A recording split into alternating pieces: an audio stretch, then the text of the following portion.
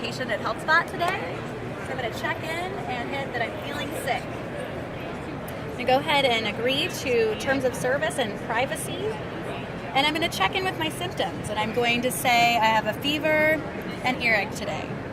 Hit next. Then it's going to go through my contact information, which is really nice. It's all digital, so I only have to do this once. And I can hit, has it changed? Nope, no changes. All in the system with my personal health record.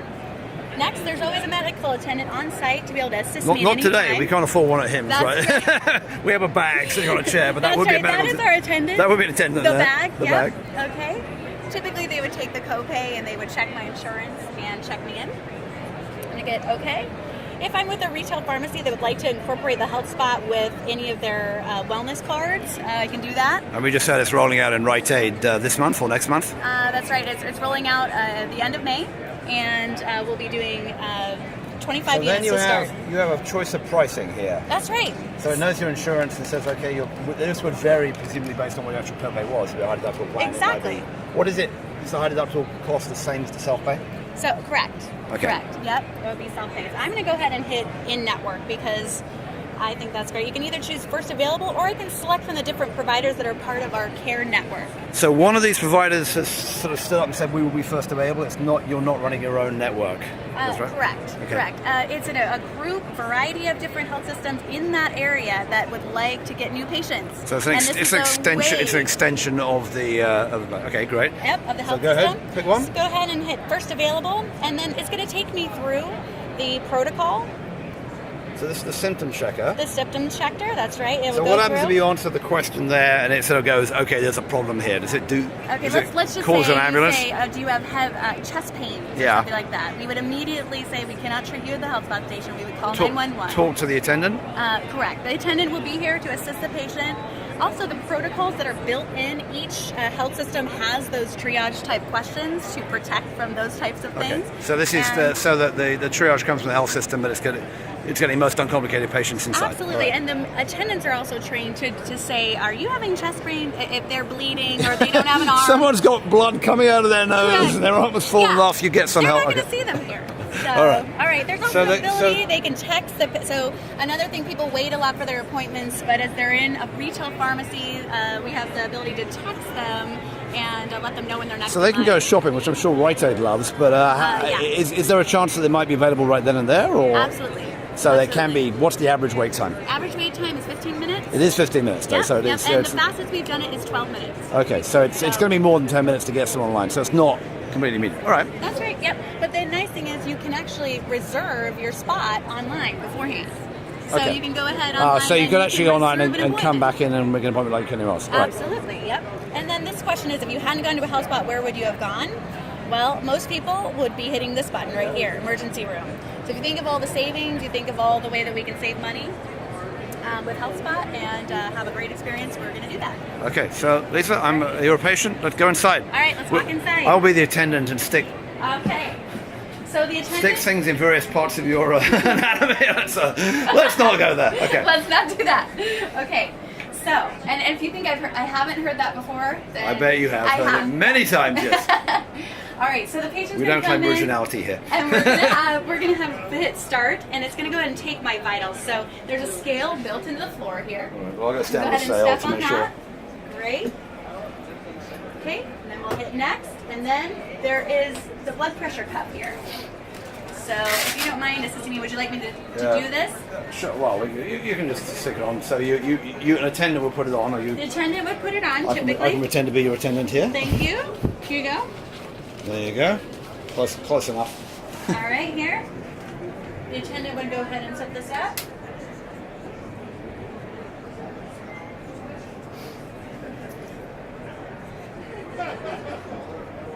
It's taking my blood pressure here. All right, and while it's doing that, let's see what else you have here. You have. So we have a stethoscope. We have a digital otoscope. Okay. We have a digital thermometer. We'll probably use the otoscope in a second because it's kind of a fun thing to show. Yeah, absolutely. Well, We have a magnoscope here. wait. Digital magnoscope. for larger surface areas to see, skin rashes, eye, back of the throat. We have our digital blood pressure cuff, and then we have our pulse oximeter. So again, as new technology advances and comes to market, we can incorporate that in the station. So, if there's something that has an auto zoom or something that's different, we can do that. I'm going to go ahead and enter my height here, and then start with the temperature. So it puts you through the same regimen the whole time? Yes, so just like at a traditional doctor's office, you will, where an attendant would come in and take your vitals. I have a bunch of vital cells that are yours, presumably not this demo version, but okay. Yep, that's correct. So this is the height, weight, temperature, blood pressure, and they would see the summary of all of that. And then again, once we hit I'm ready, we'll post up top so that the provider can see it and the patient can see it during the visit. Okay, so I'm ready. now the attendant is either leaving or about to leave, That's I assume. right. And That's then you right. have, in this case, your fake doctor Yep. on the screen. Fake doctor on the screen, typically. But if you look at it, we worked with a consumer product company called Nottinghamsburg, and they did a lot of testing to show that the provider was the same size, in proportion. So, So it's now, most now comfortable. he's asking you to do something? Because the attendant left, or does the attendant come back at the this stage? The attendant is left. He would then advise me to use the otoscope here. Okay, so he's actually the patient themselves would then start. Yeah, they can do it. Stick And if that they in your, have in your ear usually, but that's not typically, yeah, we'll do that here. I'm not afraid of that, but just to make everyone comfortable. So we go ahead and put that here, and then he can tell them, okay, move it to the right, move it to the left, fix it to make it work. And then if the patient has any questions or needs anything, we can hit needs assistance, and they can do it on their end as well. So that's the digital otoscope. Then we have the magnoscope here. I'll go ahead and show you. This is for back of throat, different larger skin surface areas, but also can be used to diagnose pink eye. So that's. I don't think you have it as my diagnosis. I don't speaking. think so That's either. good. Yeah. I don't really want to have that at HIMSS. Yeah. And then here, again, is a diagram. The doctor would traditionally have headsets on. This is the stethoscope, and then I place it in the locations here that are being described, and then the provider walks you through that. And they can see you too, of course, so they can tell you what you're doing. They can tell you. And then also, if they need assistance, the attendant can come in and help place on their back if they can't reach or something like that. So how long is a typical visit? So then the doctor does a thing, you chat, whatever. They're writing up notes on their end, I assume? They are. And where do those go? They goes to your... We are integrated with each health system's EMR. Okay. And so that's the whole benefit, is that we're connected on that end, but we're also built the front end with the patient health records. So if they're a Cleveland clinic, they should get a visit summary out of the Epic system just the same as they would if they're actually filling in their Epic record. Correct. We have a combined patient summary that they would get at the very end, where it would have all the doctor's notes and instructions for care. And do they get anything when they leave, or do they only see that electronically online later? They can do both.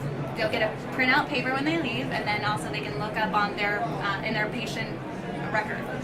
Good. And then, so how long does the visit typically last? So 15 minutes from check-in to completion is the average. Okay. But the most important part that I need to make sure to tell you, because everyone worries about it, is the attendant sanitizes the unit after every single visit. And what they do is they have gloves and they have a whole to-do list that they check it off, and they remove the caps, they wipe everything down, wipe all the surfaces down. We also have a UV light up here that can sweep through and kill 96% of all surface bacteria. So that is, if you think of the doctor's office today, there's the paper that they remove, they don't clean the environment. Whereas here, everything is wiped down and cleaned after every single visit. Sounds a bit too sanitary and nice to me. Yeah. I have a 3-year-old and a 7-month-old, so I'm used to filth all over my house and dirt everywhere. So it's just some people go, how do you keep it clean? I get it's a concern, and obviously you have to work through that. That's great. And then in terms of dropping these around, how much does one of these units cost for you to put in? So it depends on we're actually building them. We're partnered with Rite Aid. We're installing them ourselves. Yeah. And we make a piece of each of the claim. Yeah. And then for other health systems or groups that want to do it, it's usually about a $15,000 to $18,000 implementation one-time fee. We don't sell the unit; we actually lease it to you for a 3-year contract usually. And we support it, we maintain it, we keep keep all the devices, software maintenance, and all of that. And then again, we just take a piece of the claim. So that way everybody wins: the provider, payer, and the retailer. Great. And you're at you said you're going to be at 100 Rite Aid locations soon. Give me a sense of what else we can expect expansion in the next little bit. 2015, beginning of 2016 is our goal. We haven't announced the exact number of them, but you're in the right ballpark. Okay. So. I think your colleague just told me. I'm not surprised. And Savard in Ohio. And when are you going to leave Ohio? When are we going to leave Ohio? Soon. Okay. So the expansion plans. All right. Yeah. Great. All right. I'll be talking to Lisa Moore. Lisa Moughan. Yeah. VP of Marketing at Healthspot. Thanks, Lisa. Thank you.